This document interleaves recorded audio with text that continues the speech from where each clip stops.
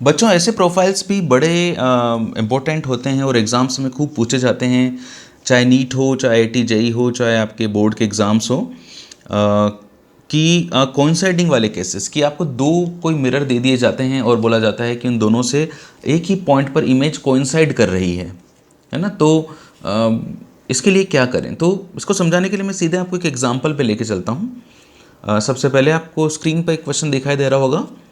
इस क्वेश्चन को मैं एक बार रीड कर देता हूँ, आप भी अच्छे से पढ़ लीजिए। An object is placed at a distance of 36 centimetre from a convex mirror. ठीक है, एक कॉन्वेक्स मिरर लिया है और उससे 36 सेंटीमीटर के डिस्टेंस पर एक ऑब्जेक्ट है। A plane mirror is placed in between so that the two virtual images so formed coincide. एक प्लेन मिरर इनके यहाँ पे रख दिया ऑब्जेक्ट के और मिरर के बीच में, और इस तरह से रख दिया कि दोनों की वर्चुअल इमेजेस कोइंसाइड कर रही हैं। If the plane mirror is at a distance of 24 centimetre from the object, find the radius of curvature of convex lens, convex mirror. Find the radius of curvature of convex mirror. ठीक है बच्चों, सबसे पहले तो आप एक बार video को यहीं पे पॉज करके, यहीं पे रोक के, और इस सिचुएशन को अपनी अपनी कॉपी में ड्रॉ करो, है ना, और फिर जो मैं कर रहा हूँ उसके साथ में मैच करो। देखो मैं करता हूँ इसको। जैसे मैंने आपको बताया कि सबसे इंपॉर्टेंट क्या होता है, ये देख लेना कि कौन सा मिरर के बारे में बात करी, कॉन्वेक्स या कॉनकेव। तो कॉन्वेक्स मिरर की बात हो रही है। कॉन्वेक्स मिरर से 36 सेंटीमीटर की डिस्टेंस पर ऑब्जेक्ट रखा हुआ है। डिस्टेंसेस हमेशा कहाँ से मेजर करते हैं बच्चों? पोल से, जैसा कि मैंने आपको हमेशा बता रखा है। और इन दोनों के बीच में एक प्लेन मिरर रखा हुआ है, और प्लेन मिरर जो है वो ऑब्जेक्ट से 24 सेंटीमीटर की डिस्टेंस पर रखा हुआ है। ये जो डिस्टेंस है ये 24 सेंटीमीटर है। बच्चों ये 36 है, ये 24 है, तो ये डिस्टेंस कितनी हो गई? 12 हो गई। और आपको बोला जा रहा है कि दोनों की जो इमेज है वो कोइंसाइड कर रही है। बच्चों कोइंसाइड करने का मतलब क्या होगा? देखो ये आपका प्लेन मिरर है। प्लेन मिरर, सॉरी ये पॉलिश में इधर करता हूँ क्योंकि ऑब्जेक्ट इस तरफ रखा हुआ है।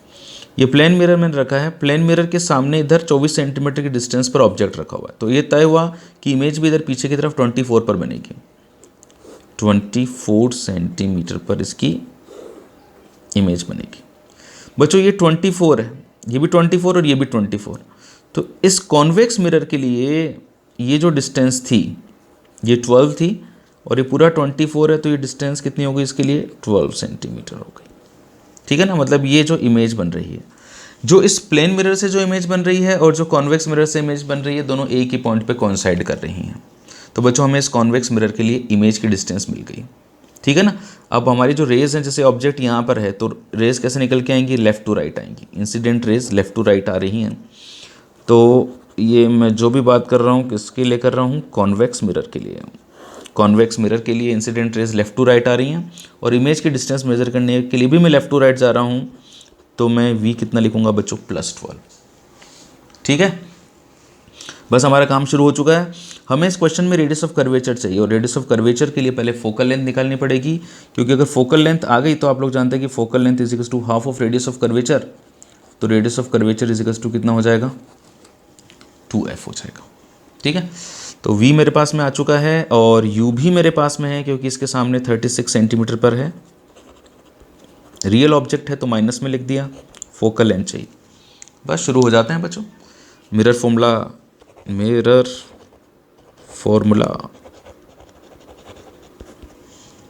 होता है 1/v + 1/u is equals to 1/f। तो v की जो वैल्यू है वो है +12, और जो u की वैल्यू है वो है -36 और 1/f।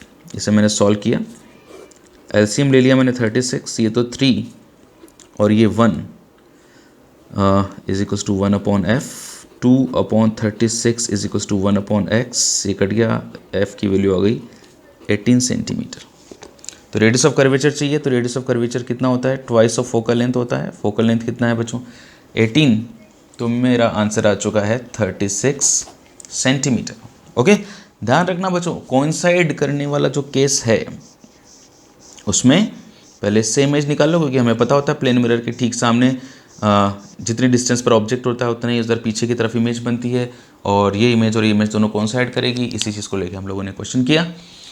आप चाहें तो वीडियो को बिल्कुल स्टार्टिंग पे लेके जाएं और जो क्वेश्चन है उसको फिर से पढ़ें, पॉज करें, वैल्यूज़ पुट करें, आंसर निकालें, अच्छा लगेगा। जुड़े रहिए बच्चों।